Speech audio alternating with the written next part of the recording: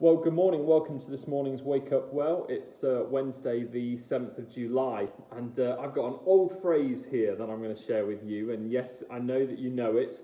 You've all heard it before. It goes, "Sticks and stones may break my bones, but words will never hurt me." And I could almost hear some of you saying that along with me. And of course, and you all know it, it's complete and utter rubbish.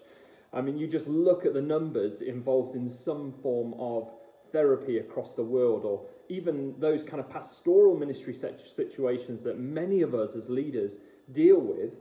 You know, it's incredible how often some of the issues that we deal with stem back to the fact that at some point back in someone's life, maybe when they were kids or teenagers, whether a parent or someone in authority or a friend spoke something over your life or their life, and how honestly those words have quite literally shaped that person's life throughout their teen years and into adulthood.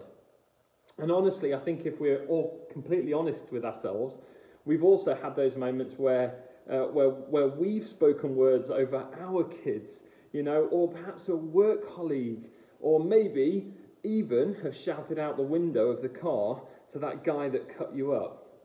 Yes.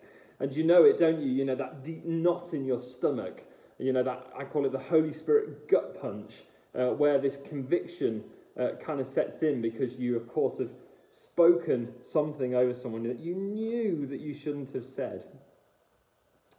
And as James himself says in chapter 3, verses 1 to 2, read that here. "Dear brothers and sisters, not many of you should become teachers in the church, for we who teach will be judged more strictly. Indeed, we all make many mistakes. For if we could control our tongues, we would be perfect and could also control ourselves in every other way." Goodness me.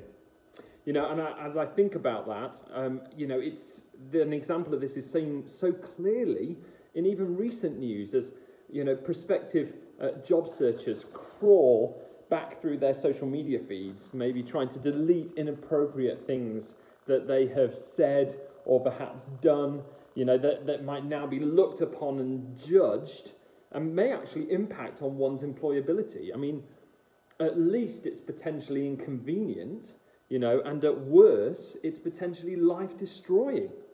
You know, and in an age of free speech and social media, where we've been led to believe that it's almost a basic human right that you should be able to say whatever you want to say, however you want to say it, and pretty much whenever you want to say it. You know, but it's in this time that the words of James here have never been so important. I felt convicted, and I almost heard the Lord say, it's time to start weighing our words. And we need to ask the Father to do a deep work in our hearts. But, you know, as words have the power to do damage, they also have the power to heal. They have the power to bring life, to restore, to bring hope, to bring into alignment, to call out the gold in people. And this week we're continuing to dig into the Beatitudes, specifically that of Matthew chapter 5, verse 9, which says, "Blessed are the peacemakers, for they will be called children of God." You see, this right here is the power of the tongue. And it's vital to understand this in an age of polarization. That's what we're dealing with at the minute. You see, we get to be set apart.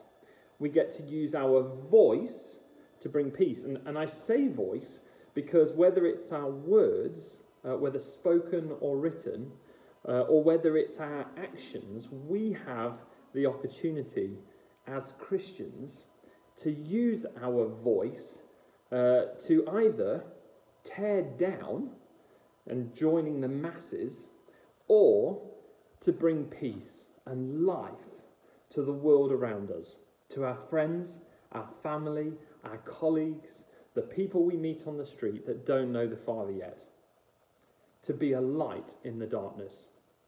And I pray that this will be a blessing to you today. Be blessed.